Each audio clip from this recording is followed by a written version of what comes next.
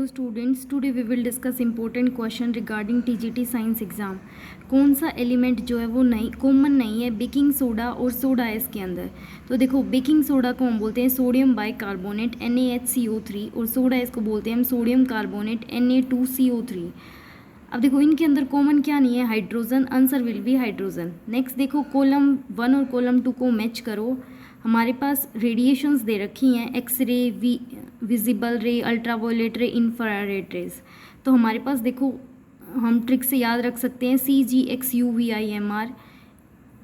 इस दर जाएंगे ना, हम राइट की तरफ जाएंगे तो इनकी जो वेवलेंथ है इस सीरीज़ के अंदर इंक्रीज़ होगी। तो इस तरह से हम इनको अरेंज कर सकते हैं। तो देखो, सबसे कम किसकी होगी, एक्सरे की होगी, तो सबसे कम वाली एक्सरे होगी। अब विजिबल लाइट है, अब विजिबल लाइट से पहले यूवी है, तो यूवी की विजिबल से कम होगी तो 2000 आ जाएगी।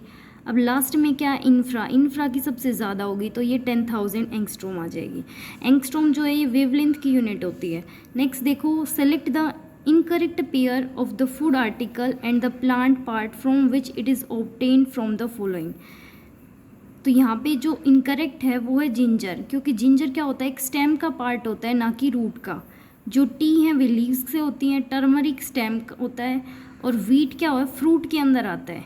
नेक्स्ट देखो, a very thin transparent film of bubble soap is seen under the reflection of white light, then which colour of film will appear to be, answer will be black. क्योंकि यहाँ पे जो phase difference है वो differ कर जाएगा दोनों raise का। नेक्स्ट है, डाल्टन एटॉमिक थ्योरी किसने दी थी,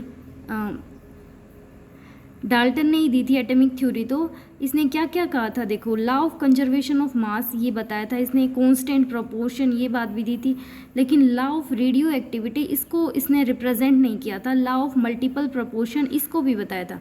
तो आंसर यहाँ पे ये रॉन्ग हो जाएगा, law of radioactivity.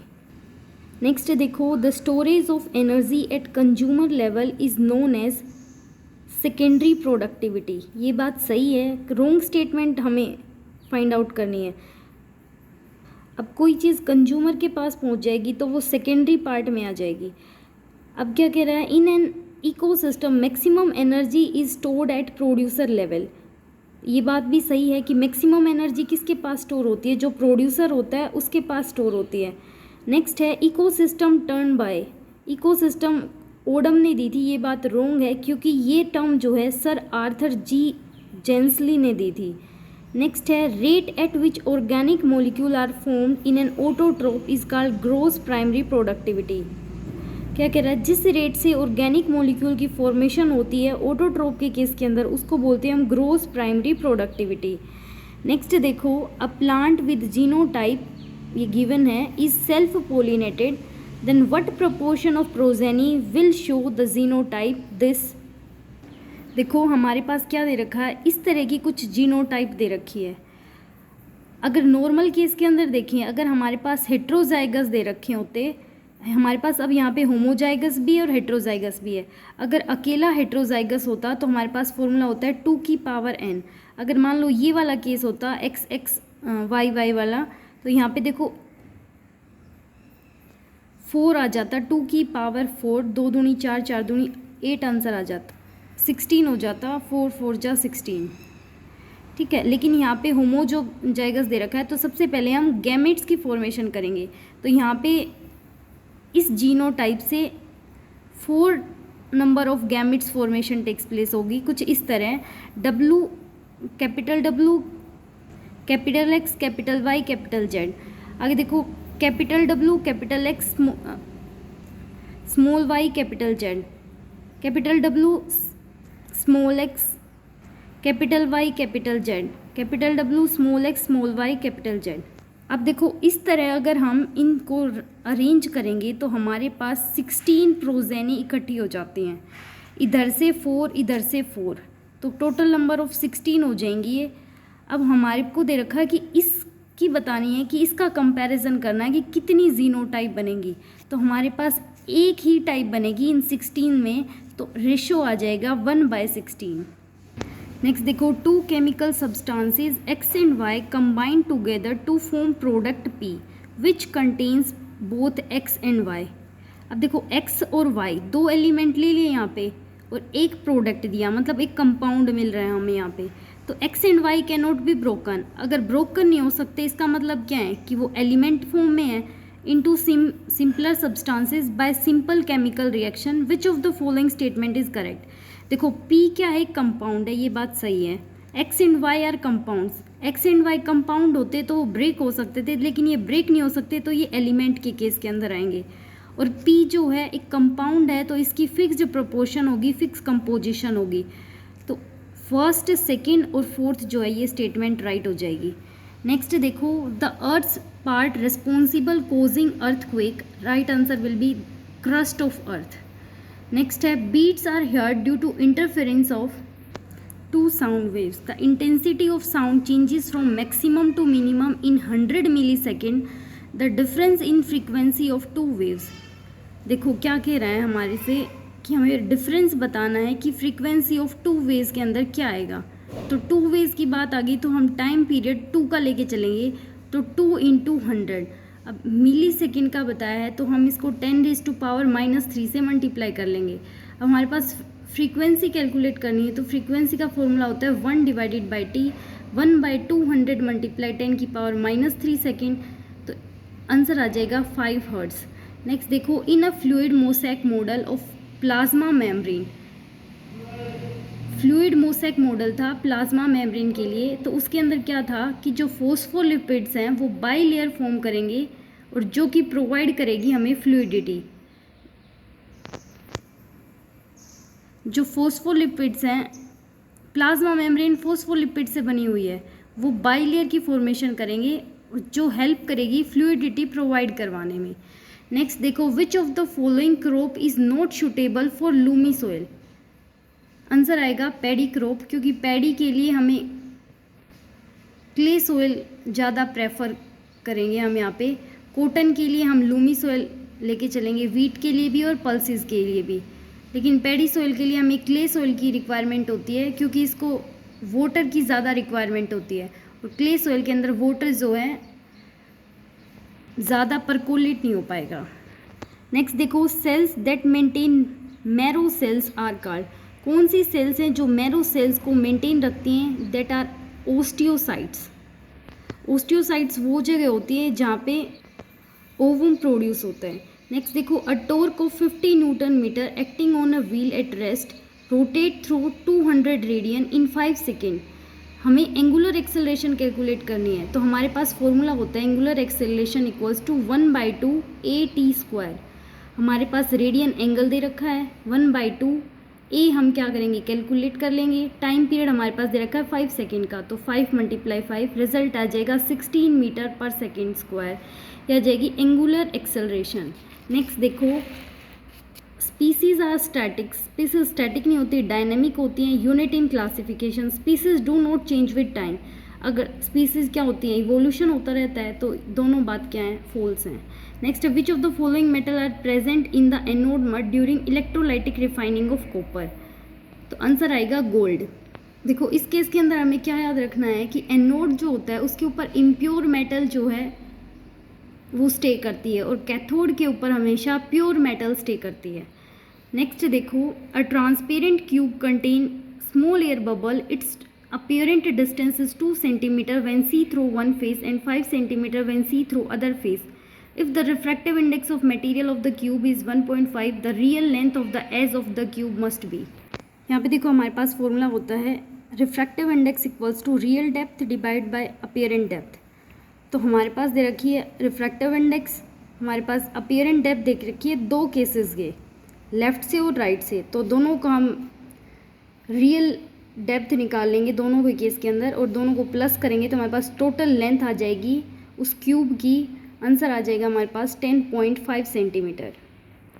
Next देखो, microscopic aquatic organism lacking locomotory ability and drifting with water currents are plankton. क्या कह रहा है, कौन से माइक्रोस्कोपिक एक्वेटिक ऑर्गेनिज्म हैं जो कि लैकिंग कमी है, जिनके अंदर लोकोमोटरी मतलब मोशन करने में ability and drifting the with water currents, और पानी के बहाव के साथ मूव करने में, तो ये हैं प्लैंकटन जो लोकोमोटरी एबिलिटी को ड्रिफ्टिंग विद वाटर करंट्स में लैक करते हैं।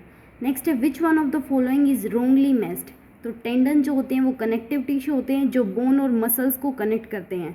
आगे स्मूथ मसल्स जो कि इनवोलेंट्री मसल्स होती हैं, जैसे हमारा हार्ट बीट है, हमारा लीवर है, इंटेस्टाइन वर्क है, डाइजेस्टिव सिस्टम, ये सब क्या है, इनवोलेंट्री एक्शंस हैं। अब जो रेड मसल्स हैं वो मायोग्लोबिन से बनी होती हैं। आगे है ट्रोपिनिन जो कि एक तरह का प्रोटीन है जो कि कैल्शियम को रेगुलेट करने में हेल्प करता है। ये फाइब्रस प्रोटीन नहीं है, तो आंसर आ जाएगा ट्रोपोनिन, जो कि फाइब्रस प्रोटीन नहीं है, एक तरह का प्रोटीन है पर फाइब्रस नहीं है। ये कैल्शियम के रेगुलेशन में हेल्प करता है। यहाँ पे देखो which one of the following would have weight the highest, तो यहाँ पे मोल्स दे रखे हैं सबके और हम यहाँ पे इनका क्या निकालेंगे, मोलिकुलर मास। तो जो कैल्शियम कार्बोनेट है, सबसे पहले हम इसका मोलिकुलर मास निकालेंगे। कैसे निकालेंगे, मोलर मास ऑफ कैल्शियम, फिर कार्बन, फिर ऑक्सीजन, इनका मोलर मास ऐड करेंगे। जो मोलर मास आ जाएगा उसको 2 से मल्टीप्लाई कर देंगे तो हमारे पास गिवन मास आ जाएगा। तो इस केस के अंदर जो 2 मोल्स ऑफ कैल्शियम कार्बोनेट है इसका मैक्सिमम जो है वेट आएगा, आंसर यही आएगा। नेक्स्ट देखो which one of the following equation does not represent a simple harmonic motion. देखो सिंपल हार्मोनिक मोशन को रिप्रेजेंट करने के लिए हम एक कंडीशन सेटिस्फाई करेंगे कि जो उसका डबल डिफ्रेंशिएशन है d2y/dx², जो फंक्शन लेके चलेंगे, जब हम उसको डिफ्रेंशिएट करेंगे तो वो कुछ इस तरह का रिजल्ट दे -ω² f(x), कि वही फंक्शन दे जिसका हमने डिफ्रेंशिएशन किया है -के ω² लेके आए। लेकिन जो ये वाली जो स्टेटमेंट है y = b tan ωt, ये हमें ये इस कंडीशन को सेटिस्फाई नहीं कर रही, इसलिए ये सिंपल हार्मोनिक मोशन के अंदर नहीं आएगी। आगे देखो which of the following is not chiefly a rabi crop. Rabi crop क्या कौन सी होती हैं, जो अक्टूबर में तो उगाई जाती हैं और अप्रैल या जून में कट कर दी जाती हैं। ये विंटर क्रॉप होती हैं, इनको लेस वाटर की रिक्वायरमेंट होती है, लेस टेम्परेचर रिक्वायरमेंट होता है। रबी क्रॉप जैसे कि बार्ले है, वीट है, लिनसीड है, ये रबी क्रॉप हैं। यहाँ पे आंसर आ जाएगा ग्राउंडनट जो है एक रबी क्रॉप है। नेक्स्ट देखो which one of the following are considered to be the states of matter. तो प्लाज्मा, बोस-आइंस्टीन कंडेंसेशन, ये दोनों क्या हैं, स्टेट्स ऑफ मैटर हैं। Which of the following property does not describe a compound. कौन सी प्रॉपर्टी कंपाउंड को डिस्क्राइब नहीं करती। देखो it can not be separated into its constituent by physical means, हम सेपरेट कर सकते हैं। इट इज़ कंपोज्ड ऑफ 2 और मोर एलिमेंट्स, ये बात सही है। It is pure substance, pure होता है ये। It is mixed any proportion, any में नहीं आता, फिक्स्ड प्रोपोर्शन में जो है हम कंपाउंड की फॉर्मेशन करते हैं।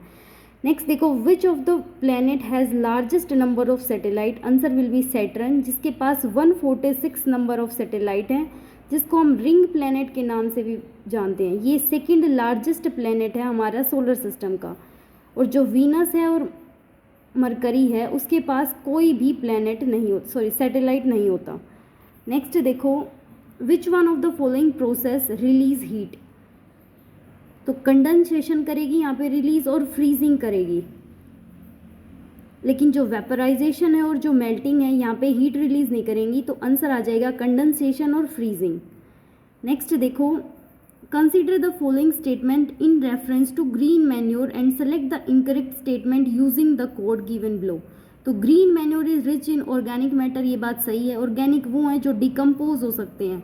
तो green manure is primarily use to enrich the soil in phosphorus. केवल फॉस्फोरस को ही रिच नहीं करती, वो हर मैटर को जो है, हर मिनरल को एक फिक्स्ड क्वांटिटी में लेके चलती है, इक्वल अमाउंट में जो है इंक्रीज करती है मिनरल्स की जो मात्रा है। तो देखो green manure is undecomposed plant material, ये बात सही है, ये बात सही है। तो फर्स्ट और सी जो सेकेंड पार्ट वो सही है। तो हमारे पास इनकरेक्ट पूछा है तो ओनली बी आ जाएगा आंसर। नेक्स्ट देखो the evaporation of water increases under the following condition. By increasing surface area हम इवेपोरेशन को इंक्रीज कर सकते हैं, और by raising the temperature we can increase the evaporation. Next देखो which of the following statement are incorrect about the carbon compounds. देखो carbon compounds कैसे होते हैं, गुड कंडक्टर ऑफ इलेक्ट्रिसिटी, नहीं, ये तो बैड कंडक्टर होते हैं इलेक्ट्रिसिटी के। Most carbon compound ionic bond बनाते हैं, नहीं, आयोनिक बॉन्ड नहीं बनाते, ये कोवेलेंट बॉन्ड बनाते हैं, ये शेयरिंग करते हैं। Force of attraction between the molecule of carbon compound is not very strong, ये बात सही है। Methanol, acetic acid, acetone are the carbon compounds, ये बात भी सही है। तो ये जो फर्स्ट और सेकंड स्टेटमेंट है ये रॉन्ग है यहाँ पे। नेक्स्ट देखो, which of the following living cells have perforation of their cell wall, तो किसके पास परफोरेटेड सेल वॉल्स होती हैं, ये होती हैं सिव सेल्स। इनके पास परफोरेटेड सेल वॉल्स होती हैं, इनके पास होल्स होते हैं एक्सचेंज करवाने में मटेरियल को। नेक्स्ट देखो, a tape recorder while connecting 6 cells in a battery in series by mistake 1 cell is connected reverse polarity if the effective resistance of load कितना है, ये 24 ohm and internal resistance of each cell is 1 ohm and EMF दे रखी है हमारे पास 1.5 volt. तो current delivered by the battery, देखो क्या कह रहा है, अगर हम 6 सेल्स को बैटरी के अंदर ज्वाइन करें, बैटरी बनाएं और बाय मिस्टेक हम एक सेल की जो पोलैरिटी है वो रिवर्स कर देते हैं, इसका मतलब 5 की तो ठीक लगी है, हम उसमें से एक की घटा देंगे तो हमारे पास टोटल आ जाएगी। इफ़ द इफेक्टिव रेजिस्टेंस दे रखा है हमारे पास ये और 1 ओम का ये दे रखा है, तो हम इन दोनों रेजिस्टेंस को ऐड करेंगे। देखो 6 बैटरी थी, 1 ओम का रेजिस्टेंस कर रही है, तो 24 और 6 कितना हो जाएगा, 30 ओम का रेजिस्टेंस आ जाएगा हमारे पास।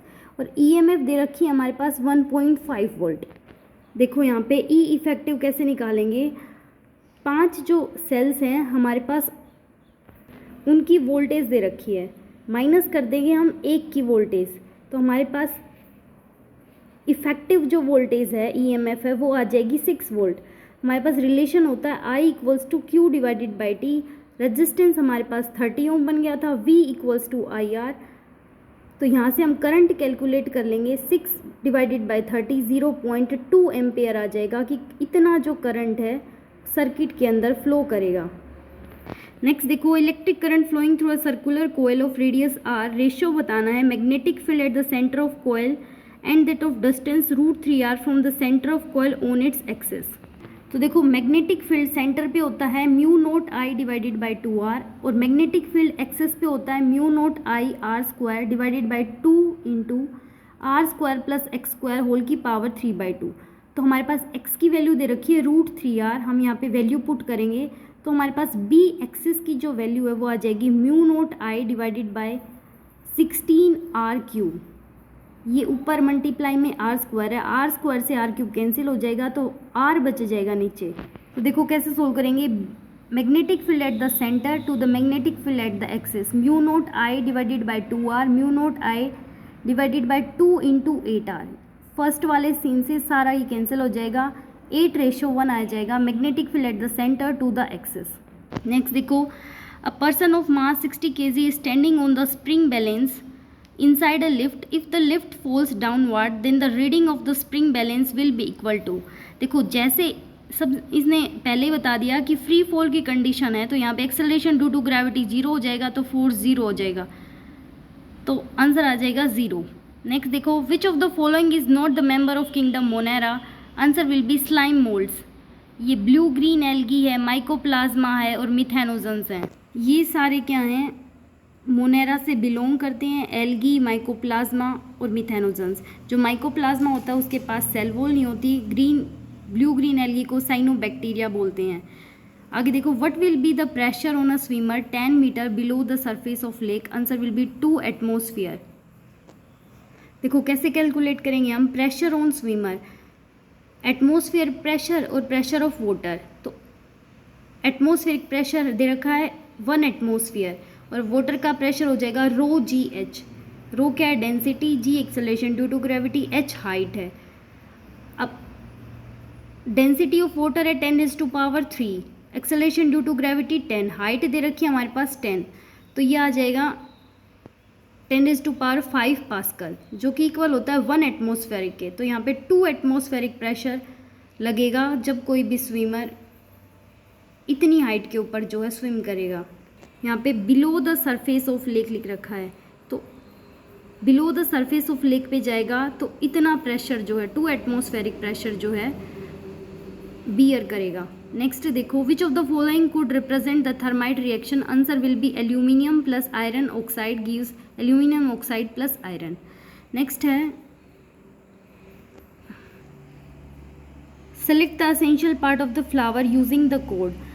तो देखो पिस्टिल और स्टेमन जो होते हैं वो रिप्रोडक्टिव पार्ट होते हैं, तो आंसर तो यही आएगा। और पेटल और सेपल जो होते हैं वो नॉन रिप्रोडक्टिव पार्ट होते हैं फ्लावर के।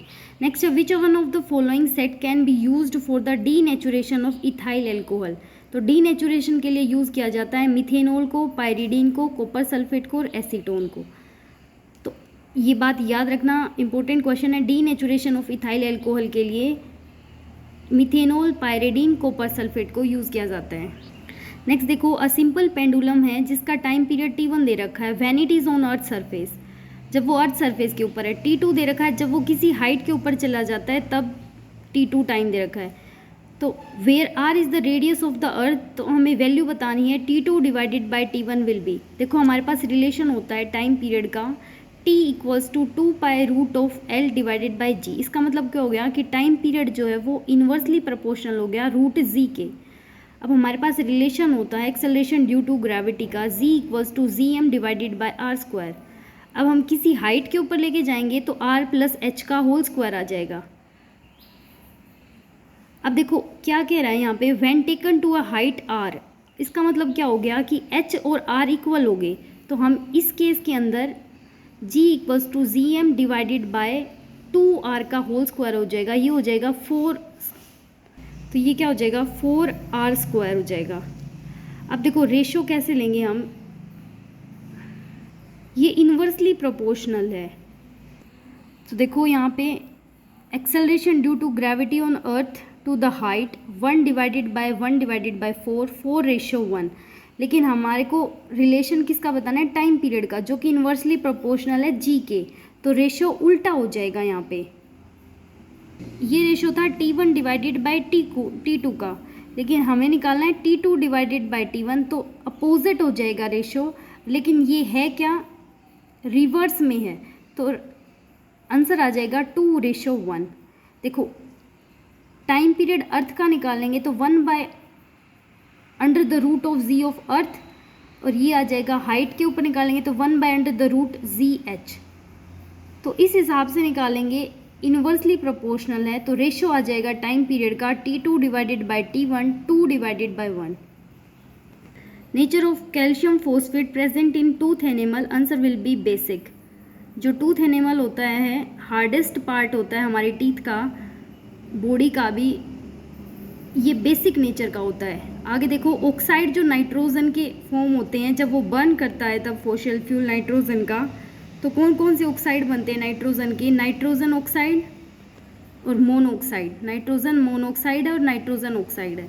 नेक्स्ट देखो which one of the following set phenomena increase the raising the temperature, कि अगर हम टेम्परेचर बढ़ाएंगे तो क्या इंक्रीज होगा, इवेपोरेशन, डिफ्यूजन और expansion of gases. Gases expand करेंगी, डिफ्यूजन भी इंक्रीज होगा, नंबर ऑफ पार्टिकल्स ज़्यादा कोलाइड करेंगे और इवेपोरेशन रेट भी इंक्रीज होगा। आगे if a body lose half of its velocity on penetrating 3 centimetre in a wooden block, then how much will it penetrate more before coming to rest.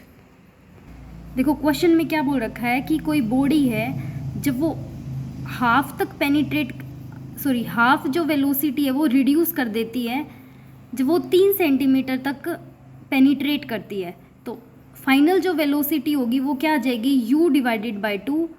तो v square minus u square equals to 2as, u divided by 2 minus u square equals to acceleration due to gravity हम negative लेके चलेंगे, क्योंकि यहाँ पे जो velocity है वो डिक्रीज हो रही है।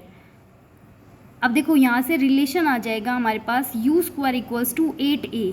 अब हमारे पास इक्वेशन ऑफ मोशन होती है v square minus u square equals to 2as। अब देखो जब पार्टिकल कुछ 3 सेंटीमीटर तक गया तो उसकी जो वेलोसिटी थी वो u/2 थी, तो हम यहाँ पे initial velocity u divided by 2 लेके चलेंगे और फाइनल वेलोसिटी क्या करेगी, पेनिट्रेट करने के बाद वो रेस्ट में आएगा तो 0 हो जाएगी। तो इनिशियल वेलोसिटी u/2 आ जाएगी, तो u/2 का होल स्क्वायर करेंगे तो u square divided by 4 2as हो जाएगा यहाँ पे। तो आंसर आ जाएगा यहाँ पे 1 सेंटीमीटर। यहाँ पे देखो अगर कोई बॉडी लूज करती है half of its velocity on penetrating 3 centimetre. 3 centimetre जाने तक वो अपनी आधी वेलोसिटी गेन कर लेती है। तो क्या कह रहा है कि कितना पेनिट्रेट करेगा रेस्ट में आने से पहले, तो ये 1 सेंटीमीटर पेनिट्रेट कर पाएगा। नेक्स्ट देखो, an atom with 3 proton and 4 neutron will have valency 1, क्योंकि देखो 3 प्रोटॉन किसके पास होंगे, हाइड्रोजन, हीलियम, लिथियम, लिथियम के पास, लिथियम की वैलेंसी होती है 1। नेक्स्ट देखो, which one of the following statement are wrong, histones are rich in lysine and arginine, ये बात सही है। The pH of histone is less than 7, less than नहीं होती, जो हिस्टोन होता है वो बेसिक होता है तो अबोव देन 7 आएगी, यहाँ पे मोर देन 7 लिख सकते हैं। And octamer of histone present in nucleosome, ये बात सही है। और 5 टाइप ऑफ हिस्टोन प्रेजेंट होते हैं हमारे डीएनए पैकेजिंग में, ये बात भी सही है। तो आंसर बी है वो रॉन्ग है। नेक्स्ट देखो, in which of the following conditions in the distance between the molecular of hydrogen gas would increase the filling container, तो किस हेल्प से जो है हम डिस्टेंस हाइड्रोजन गैस के अंदर इंक्रीज कर सकते हैं। बस फर्स्ट स्टेप देखो, some hydrogen leaking in the container, leak करके या फिर किसी कंटेनर का वॉल्यूम इंक्रीज करके। तो सही बात है, ये दोनों स्टेटमेंट हमारे पास पूछा भी सही है, तो फर्स्ट और second statement are correct. Next देखो, when a crystal of lead nitrate are heated strongly in a dry test tube, तो एक येलो रेजिड्यू जो है वो बच जाता है। अब देखो, लेड ऑक्साइड प्लस नाइट्रेट, जो नाइट्रेट होता है वो रेडिश ब्राउन कलर का होता है, ऑक्सीजन जो है वो कलरलेस होती है, और जो लेड ऑक्साइड होगा वो येलो कलर का होगा।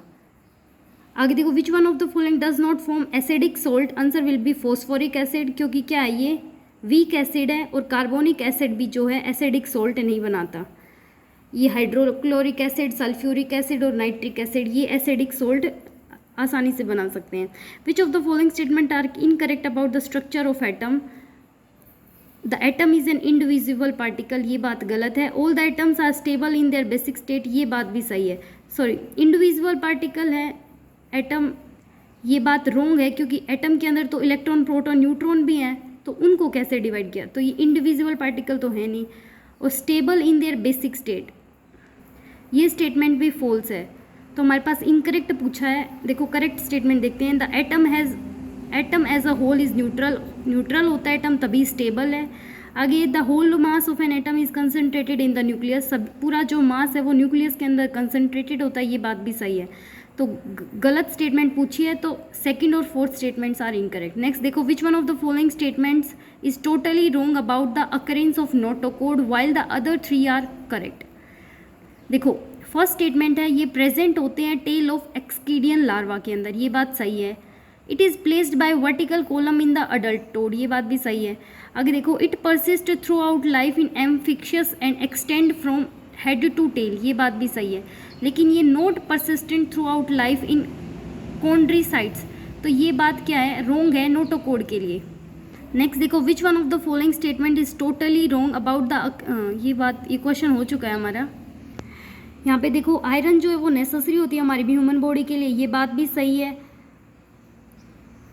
नेक्स्ट देखो, जिंक भी हमारे लिए असेंशियल एलिमेंट है, ये बात भी करेक्ट है। फैट और मिनरल्स क्या है, असेंशियल है, नॉट असेंशियल लिख रखा है, तो यही स्टेटमेंट रॉन्ग हो जाएगी। हम जो फूड गेन करते हैं वो ऑक्सीडाइज होता है कार्बोहाइड्रेट, फैट, प्रोटीन की फॉर्म में, ये बात भी सही है, तो आंसर आ जाएगा सी। एक मूविंग कोयल गैल्वेनोमीटर है जिसका रेजिस्टेंस है 50 ओम, फुल स्केल डिफ्लेक्शन शो करता है 50 ओम के ऊपर। अगर उसके अंदर 0.5 मिली एम्पेयर करंट पास हो रहा है तो कितना रेजिस्टेंस रिक्वायर होगा। अगर हम उस गैल्वेनोमीटर को वोल्ट मीटर में कन्वर्ट करें और उसकी जो वोल्ट मीटर की रेंज है वो दे रखी है 10 वोल्ट की। देखो हमारे पास रिलेशन होता है voltage equals to current multiply resistance. अब हमें रेजिस्टेंस तो इंक्रीज हो जाएगा ना हमारा, अगर हम उसको वोल्ट मीटर के अंदर कन्वर्ट करवाएंगे तो रेजिस्टेंस की टर्म में हम इंक्रीज कर देंगे। तो वोल्टेज हमारे पास दे रखी है 10 वोल्ट, करंट दे रखा है 0.5 मिली एम्पेयर। मिली एम्पेयर को हम करंट एम्पेयर में कन्वर्ट कर देंगे तो 10⁻³ आ जाएगा। मिली एम्पेयर को सिंपल में कन्वर्ट करेंगे तो हमारे पास रिजल्ट आ जाएगा सी। नेक्स्ट देखो, 2 ends of road of length L and resistance radius R of same material kept at same temperature, which of the following statement maximum heat. देखो हीट का रिलेशन होता है करंट के साथ, H=I²RT। अब जितना ज़्यादा R, जितनी ज़्यादा लेंथ उतना ज़्यादा R, ठीक है। और जितना ज़्यादा आर उतना ज़्यादा हीट हो जाएगी, उतनी ज़्यादा। तो देखो लेंथ इसके अंदर ज़्यादा है, इसका रेजिस्टेंस ज़्यादा है, तो दोनों चीज़ें ज़्यादा होंगी तभी हीट मैक्सिमम कंडक्ट होगी। नेक्स्ट देखो किसी बॉल को थ्रो किया जाता है by a thrower of for 6 second के लिए। देखो क्या क्या रखा है इस क्वेश्चन के अंदर, एक थ्रोअर है वो एक बॉल को फेंकता है, उसके बाद वो जो बॉल है वो दोबारा उसके पास आती है, 6 सेकेंड का टाइम लगता है ये सब होने में। इसका मतलब कि एक जाने में 3 सेकेंड का टाइम लगा है। क्या कह रहा है, कितनी हाइट तक वो बॉल गई है ये हमें कैलकुलेट करना है। यहाँ पे देखो हमारे पास जो फाइनल वेलोसिटी है वो 0 है, क्योंकि जो बॉल है वो थ्रोअर के पास आ जाएगी। तो हमारे पास रिलेशन होता है v = u + at। हमने अपवर्ड डायरेक्शन में थ्रो किया है तो acceleration due to gravity negative लेके चलेंगे, v 0 हो जाएगी तो u = gt। यहाँ से इनिशियल वेलोसिटी आ जाएगी 30 मीटर पर सेकेंड। अब देखो डिस्टेंस का रिलेशन होता है ut + ½ at²। हमारे पास u भी है, t भी है, एक्सेलरेशन ड्यू टू ग्रेविटी भी है, तो यहाँ से डिस्टेंस आ जाएगा 45 मीटर। हम 3 सेकेंड का टाइम लेके चलेंगे, क्योंकि हाफ जो टाइम है वो 3 सेकेंड में कवर हुआ है, टोटल 6 सेकेंड का है। आगे देखो ये लिख रखा है the displacement time graph for 2 particles P1 and P2 are straight line inclined 30 and 45 degree with the time axis. हमें बताना है ratio of velocity Vp1 ratio Vp2 will be. तो देखो हमारे पास डिस्टेंस और टाइम का ग्राफ होता है, डिस्टेंस और टाइम का ग्राफ होता है। ये हमें क्या देता है, स्लोप को देगा। ये अगर डिस्टेंस डिवाइडेड बाय टाइम करेंगे तो ये स्लोप को देगा, स्लोप tan थीटा को रिप्रेजेंट करता है। तो tan theta = perpendicular divided by base. हमारे पास गिवन वैल्यू है tan 45 1, tan 30 1/√3। हम इनका रेशियो निकाल लेंगे, Vp1 divided by Vp2, velocity of first particle और सेकेंड पार्टिकल, तो 1√3 डिवाइडेड बाय 1, तो 1:√3 आंसर आ जाएगा हमारा। नेक्स्ट देखो कोई endothelium, the endothelium of blood vessel is, जो ब्लड वेसल है इसके अंदर स्क्वैमस एपिथीलियम जो टिश्यू है वो प्रेजेंट होता है। नेक्स्ट देखो which one of the following is not a xerophytic adaptation to reduce transpiration. Transpiration क्या होता है, वाटर का रिड्यूस होना प्लांट्स के अंदर ट्रांसपिरेशन प्रोसेस टेक्स प्लेस होती है, और जीरो फाइटिक कंडीशंस वो होती हैं हॉट ड्राई कंडीशंस के अंदर जो प्लांट है वो अपने आप को कैसे अडप्ट कर रहा है। तो नोट पूछा है जो नोट रिड्यूस करती हैं ट्रांसपिरेशन में। तो देखो सबसे पहले है वैक्सी लेयर जो है वो रिड्यूस करने में हेल्प करेगी, स्टोमेटल जो हेयर्स हैं वो भी हेल्प करेंगे, stems take over the function of photosynthesis. अगर स्टेम जो है फंक्शन करेंगी फोटोसिंथेसिस का तो उससे क्या होगा, प्रिवेंट होगा ट्रांसपिरेशन का। लेकिन जो कैरेटिन लेयर है सरफेस की लीफ की सरफेस के ऊपर, ये जो है प्रिवेंट नहीं करेगी ट्रांसपिरेशन को, तो ये स्टेटमेंट रॉन्ग हो जाएगी। आगे देखो intercalary meristem are the primary meristem because they appear early in the life of plant, ये बात सही है।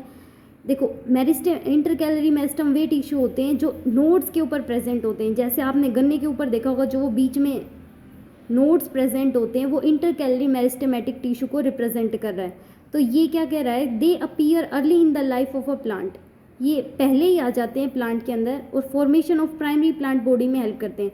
अब आपने देखा होगा वही चीज़ जो है प्लांट को स्ट्रेंथ प्रोवाइड करती है, खड़ा रहने में हेल्प करती है। नेक्स्ट देखो in an accident in school level large sample of aqueous sodium hydroxide वो split with substance when added in excess not suitable for neutralising the alkali spill.